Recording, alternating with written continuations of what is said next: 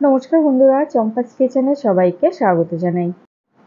আজকের রেসিপি হচ্ছে বরবটি বাটা। খুব সহজে এই রান্নাটা আমি কি করে করি, চলো তার রেসিপিটা চটপট দেখে নেওয়া যাক।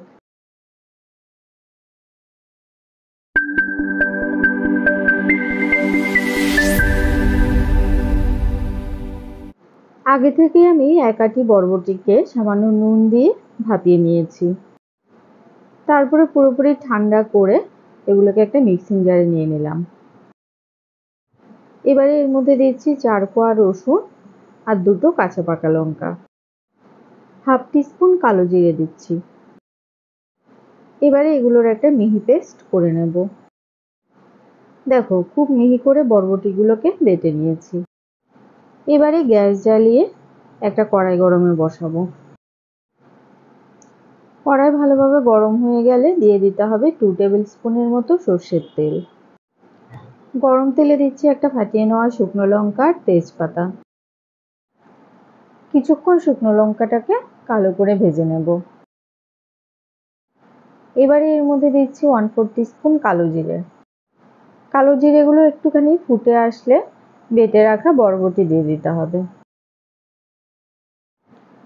সবকিছুকে একটু ভালো করে তেলের সাথে মিশিয়ে নিচ্ছি। মিক্সিং জারের মধ্যে যেটুকুনি বরবটি বাটা লেগে আছে ওটাকে ধুয়ে সামান্য জল দিয়ে দিচ্ছি। আমাদের চ্যানেল চম্পাস কিচেনের রেসিপিগুলো যদি তোমাদের ভালো লাগে তাহলে অবশ্যই চ্যানেলটাকে সাবস্ক্রাইব করে নেবে এবং পাশে থাকা বেল আইকনটাকে প্রেস করে দেবে।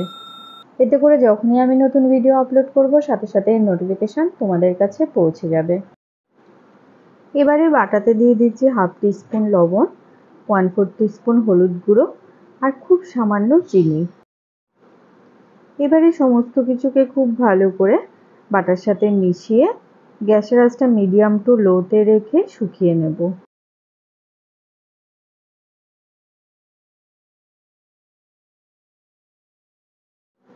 আর এইভাবে মোটামুটি 5-7 মিনিট জাল করার পরে দেখো বাটাটা কিন্তু অনেকটা শুকিয়ে গেছে।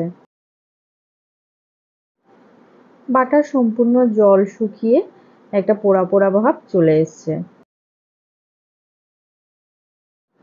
দেখো বাটাটা কিন্তু হয়ে এসছে, সম্পূর্ণ কড়াই থেকে ছেড়ে দিয়েছে। এই সময় গ্যাসের আঁচটা অফ করে দিয়েছি। তো বন্ধুরা, আজকের এই বরবটি বাটার রেসিপিটা তোমাদের কেমন লাগলো অবশ্যই কমেন্ট করে জানাবে। ভালো লাগলে লাইক করবে আর তোমার বন্ধুদের সাথে ভিডিওটাকে শেয়ার করতে কিন্তু একদম ভুলবে না। এতক্ষণ আমার পাশে থেকে ভিডিওটা দেখার জন্য অনেক অনেক ধন্যবাদ। ভালো থাকবে, সুস্থ থাকবে। পরের ভিডিওতে আবার দেখা হবে। বাই।